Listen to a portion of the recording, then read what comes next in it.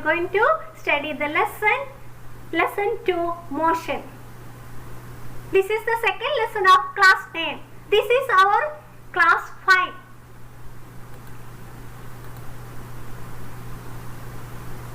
We are going to study about lesson 2, motion. Lesson 2 of class 9. How displacement can be founded by using velocity time graph. In today's class, we are going to discuss how displacement can be founded by using velocity time graph. While moving from one place to another place, for example, if we are moving from Adimali to Munnar, if we are going on a straight line, by using velocity time graph, you are able to find the displacement. How is this possible? We are going to discuss in today's class. Okay? Next, we are going to discuss how equations of motions can be derived using a graph. You studied about first equation of motion, isn't it? You studied about Newton's first equation of motion in our previous class. Okay? How can we formulate an equation of motion using a graph?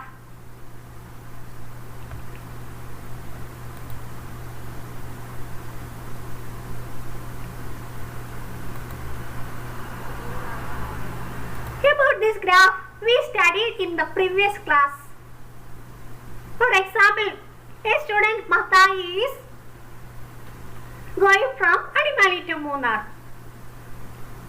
He started from zero time. When time was 0, he started his journey. At that time, his velocity was 10 meters per second. When the time become 2 seconds, the velocity become 10 meters per second. Now change in the velocity. At 4th second, the velocity is again 10 meters per second. Then also there is no change in velocity. At the 6th second also velocity is 10 meters per second. At 8th second also the velocity is 10 meters per second. So velocity is not changing. Velocity is constant. Isn't it? Yes. By using this graph, we are going to find the displacement. Velocity is equal to displacement by time. You know the equation. Then how can we find the displacement? We can find the displacement by multiplying velocity with the time. By multiplying velocity with the time, we can find the displacement. In this graph, it is equal to AB into AD. Here AB, this line AB represents the line from the second to the position B. A perpendicular line from the position A to B. This line represents the velocity. Sorry, AB. This line AB. And this AB represents velocity and this AD represents time. This AB represents the velocity of Matai and this AD represents the time. Then we can find displacement as AB into AD. Displacement as this AB into AD. This is equal to the area portion under BC, isn't it? This AB represents velocity, isn't it? How much is the velocity? Yes, 10 meters per second. Here there is time. Time is equal to, yes, the time is in between 2 and 8 seconds. So the time is 6 seconds, isn't it? 8 minus 2 is equal to 6. So here this AD represents time. AD represents time. That is equal to, yes, 8 minus 2. That is equal to 6. 6 seconds, isn't it? Now we got time. And AB represents the velocity. How much is AB? Yes, 10 meter per second. AB represents velocity. AB is equal to velocity of Urmatai. That is equal to 10 meter per second, isn't it? Now we can find the displacement. We can find the displacement. How can we find the displacement? Displacement is equal to velocity into time. We got velocity as 10 meter per second, isn't it? Then when we multiply this velocity with the time is 6 seconds here, isn't it? So 10 into 60 is equal to 60 meter. Which is the unit of displacement? Yes, meter. So now we got the displacement from the velocity time graph. That is equal to 60 meter. Now we got the displacement of our Matai. That is equal to 60 meter. Okay. So now we are able to find the displacement from a velocity time graph. Next, we are going to draw the graph of it.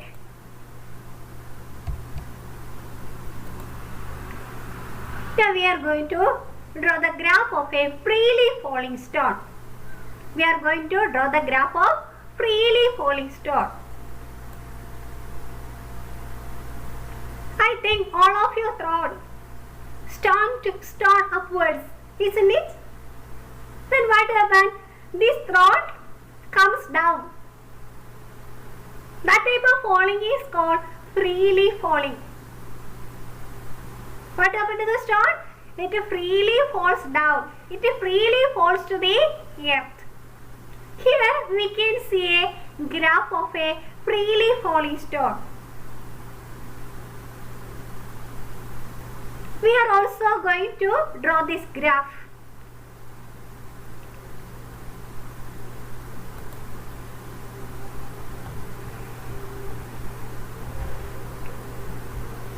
Here time is equal to, time is increased from 1, 2, 3, 4, 5 seconds like that.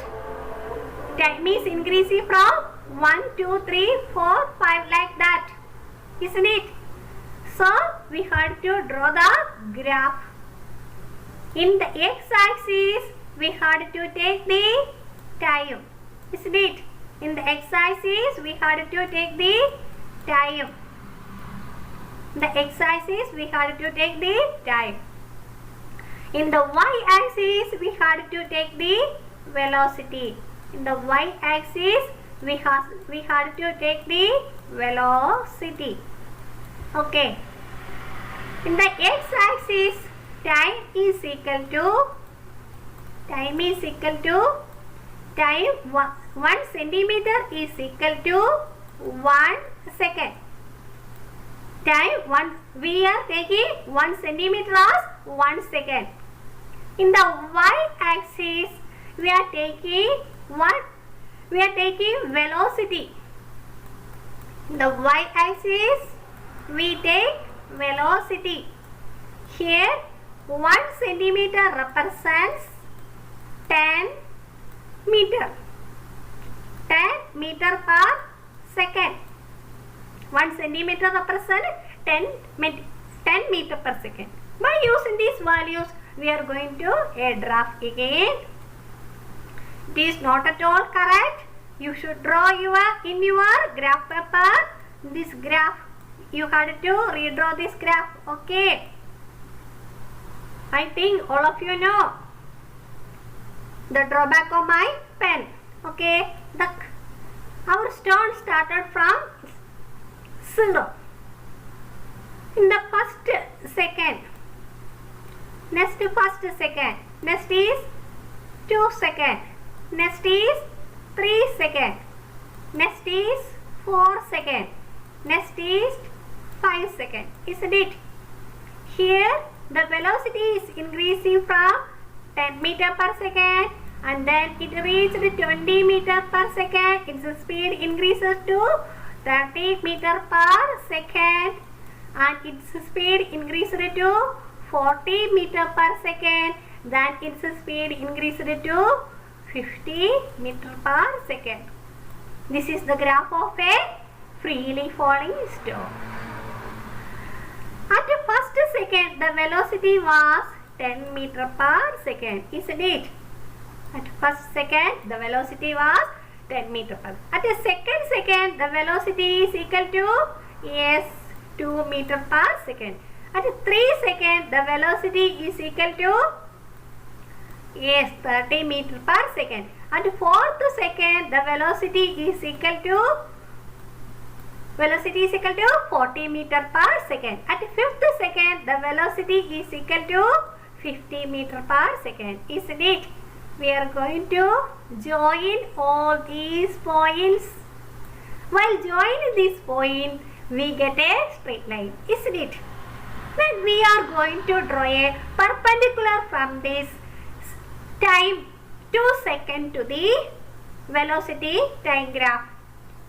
While drawing a perpendicular, by drawing a perpendicular to the 20 meter per second, that is to the velocity time graph, it reached at the velocity represents 20. We can draw like here also. Then we are going to draw another perpendicular from this 4th second. Then it meets at the velocity time graph.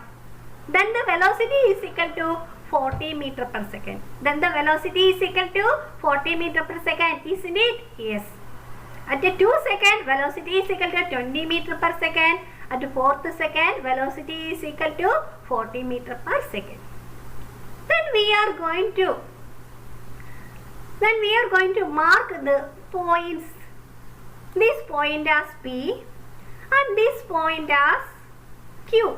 This point as Q and this point as R and this point as S.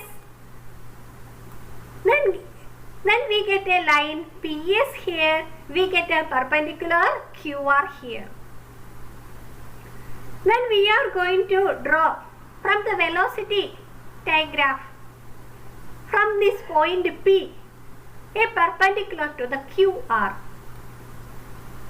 While drawing a perpendicular to the QR from the point P, we get like this. Then we get PA. This portion represents a trapezium. This portion represents a trapezium. Next, we are going to discuss more about it by using the graph we got in the test. Yes, here we have a trapezium. By using this trapezium, we are going to find the change in velocity. Okay, how can we find the change in velocity from this graph? Here PS represents. Here you can see the velocity. Straight to the point P, you can see the velocity that is equal to 20 meter per second, isn't it? So this PS represents the initial velocity our stone. Then can you say this QR represents the yes, final velocity of the stone, that is equal to 40 meter per second, isn't it? This QR represents the final velocity of the stone. So we can write here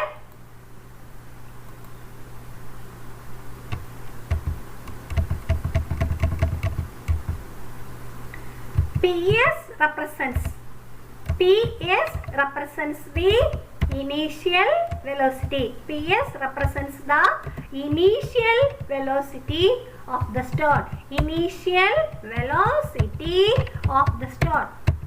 Initial velocity of the star. That is equal to, yes, 20 meter per second. Isn't it? That is equal to 20 meter per second.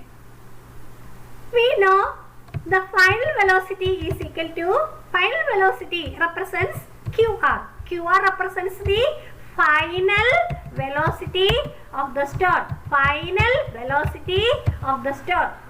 That is equal to, yes, 40 meter per second. That is equal to 40 meter per second. This PS represents initial velocity. The letter U is used for representing initial velocity, isn't it? We use the letter U for representing the initial velocity, isn't it? We use the letter V for representing the final velocity, isn't it? We use the letter V for representing the final velocity. Then here SR represents time. Here this SR represents, here this SR represents time. Here this SR represents time. Time interval. Time interval. Time interval. That is equal to, yes, time interval. SR represents, that is equal to T2 minus T1. Isn't it? That is equal to T2 minus T1. This should be written in the form of subscript. Isn't it? This should be written in the form of subscript. Okay. Then we got the time interval as T2 minus T1. We got PS as the initial velocity, that is equal to 20 meter per second. QR as the final velocity, that is equal to 40 meter per second. Then we can find from the graph this AQ is equal to, here this AQ, how can we get this AQ? AQ is equal to, AQ is equal to, this AQ is equal to,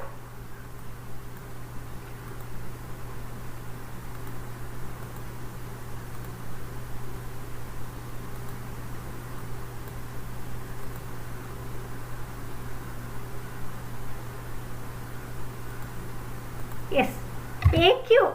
How can we get this AQ here? Yes, by dividing this QR with this AQ, isn't it? So we can write here QR minus AR. Once again, how can we get this AQ? How we get this AQ? Yes, by minusing this QR with this portion AR. Here there is QR, by minusing, by subtracting AR from the, AR represents the initial velocity, isn't it? AR represents the initial velocity and QR represents the final velocity. By dividing this QR with the AR, by dividing final velocity with the initial velocity, we get the change in velocity. We can write here QR is equal to final velocity, isn't it? QR represents the final velocity, that is equal to 40 minus AR represents, AR is equal to PS, that is equal to 20, that is equal to initial velocity, that is equal to U. U is equal to initial velocity. Here PS equal to initial velocity. PS represents initial velocity. This AR also represents initial velocity. This AR also represents initial velocity. AR also represents initial velocity, isn't it? So Vs is equal to initial velocity, that is equal to 20 meter per second. AR also represents initial velocity, that is equal to 20 meters per second.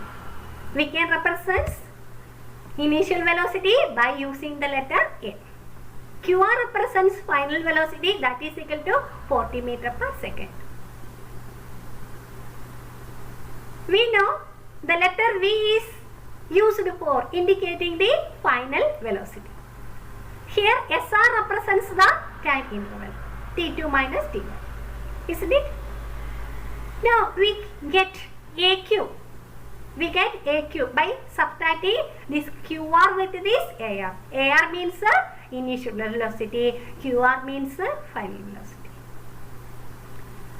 So we now got AQ. AQ means here,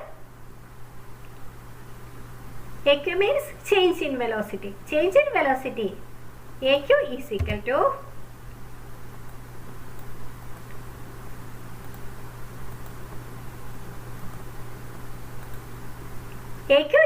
to V minus U. Here this AQ is equal to, AQ represents change in velocity. That is equal to 40 minus 20 is equal to 20 meter per second. Now we got the change in velocity from a graph. Okay, next we are going to look the slides.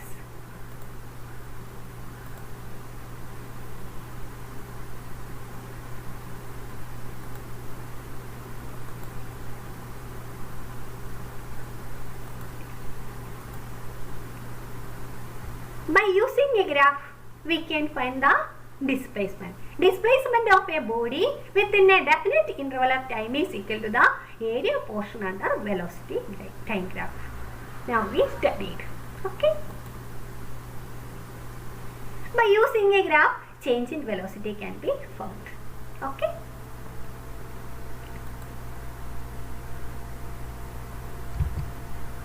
Next we are going to find, here graph represents constant acceleration. No change for the acceleration. Acceleration is constant. This first graph represents velocity time graph. The second graph represents displacement time graph.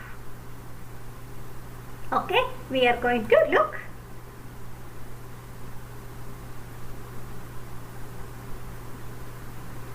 Okay, once again,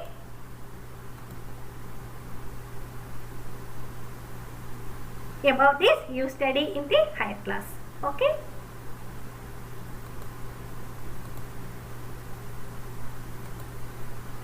Now we are going to solve graph related to constant velocity. The first graph represents velocity time graph. Constant velocity. Velocity is constant here. The second graph represents displacement by time graph. Displacement time graph. We are going to look.